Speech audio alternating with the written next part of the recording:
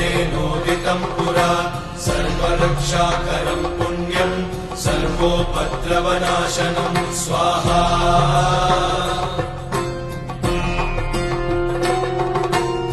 सर्वसम्पत्करम् चैव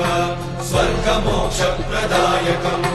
ध्यात्वा नृसिंहम् देवेशम् हेमसिंहासनस्थितम् स्वाहा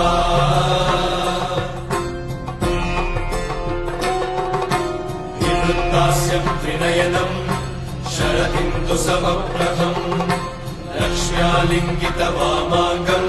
विभूतिविरूपाश्रितम् स्वाहा